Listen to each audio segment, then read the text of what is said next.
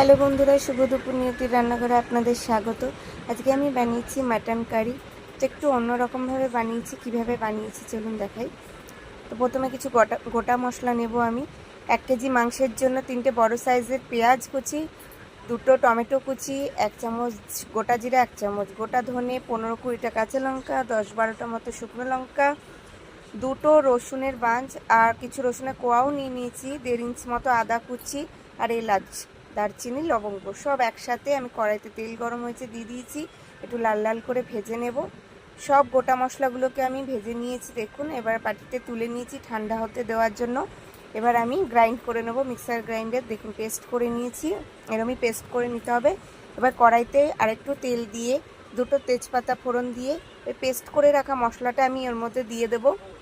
এবার হাই আছে কিছুক্ষণ কষিয়ে নেব যতক্ষণ না তেল ছেড়ে দিচ্ছে। বেশিক্ষণ কষাবো না যেহেতু মশলাগুলো ভাজা আছে। এর মধ্যে নুন দিয়ে দিলাম আর যে মিক্সারের মধ্যে আমি গ্রাইন্ড করেছিলাম মশলাটা, সেই মিক্সারে একটু জল দিয়ে মশলাটাকে যেটুকু লেগেছিল মশলা ধোয়া জলটা দিয়ে হাই আছে কষিয়ে নিয়েছি। দেখুন তেল ছেড়ে দিয়েছি। এবার আমি এখানে 1 কিলো খাসির মাংস আছে, তো আমি মাংসটার মধ্যে দিয়ে দিলাম। মাংসের মধ্যে আমি 1 চামচ মতো হলুদ আগিয়ে দিয়ে দিয়েছি, হলুদ গুঁড়ো।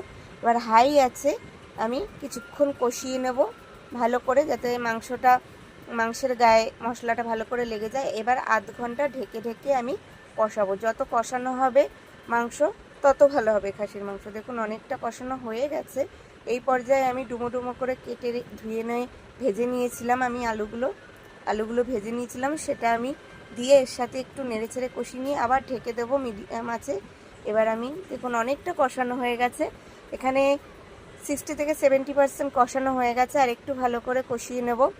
অনেকটা মাংস আর আলু নরম হয়ে গেছে, আরও হবে। এবার আমি এর মধ্যে গরম জল দিয়ে দেবো, যেহেতু গরম জল দিলেই মাংসের টেস্টটা বেশি ভালো হয়। তো দিয়ে আমি একদম মিডিয়াম টু লো আছে 20-25 মিনিটের জন্য ঢেকে দেব। দেখুন মাংস পুরো তৈরি হয়ে গেছে, মাংস ভালোভাবে গলেও গেছে। এর মধ্যে আমি গরম মশলা গুঁড়ো দিয়ে একটু নেড়ে নিলাম, নেড়ে এবার নামিয়ে দেব। দেখুন কালারটা কত সুন্দর এসছে।